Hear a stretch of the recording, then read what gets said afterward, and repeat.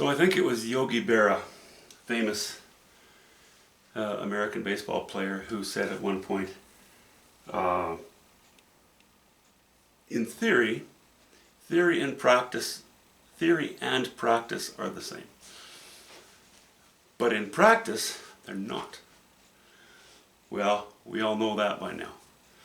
So my theory was, regarding the foreground, I wanted to keep it mostly in the shade. So, cooler colors, I didn't want to dumb them down too much because I wanted to keep the painting fairly vibrant and not focus in just on a lot of color here. I wanted to extend those colors in different areas. So I went pretty green here, and I'm thinking, my plan is to go green here as well. Now it feels a little, my theory was that. Now I'm looking at it now that I've gone into practice with it, and I'm feeling a little leery, and you might feel the same thing when you get to a certain point in a painting.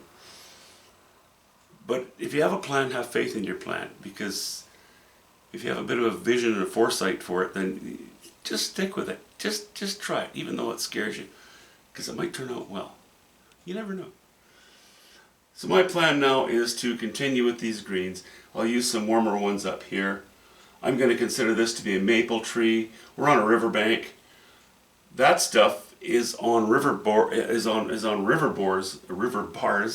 sandbars for the most part, that flood every year, every 2 years. It's an estuary. And what exists there are more willows, poplars, that sort of thing. No maple can survive on that stuff that floods so regularly. So, that's all explainable. It's really more about the painting than the story.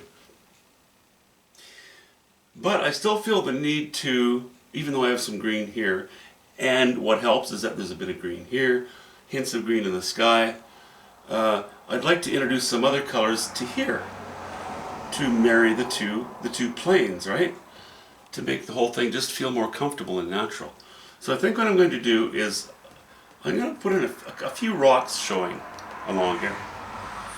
And I'm going to use the colors of some of these dead tree stumps that I have back here. Cobalt blue, burnt umber, and maybe a little ultramarine blue, and titanium white. And I think I'll take some of these colors of the sandbar and subdue them a little bit in value, just a bit, and bring that and carry that down here. That's going to help to unite this area, the foreground with here, and these grays will help unite the foreground with here. I don't want to go into these intense colors in the foreground. Makes no sense. It's going to compete with my focal area. That's the plan, that's the thought, and that's my reasoning. Which may be delusional. Yeah, I don't think so. See you soon.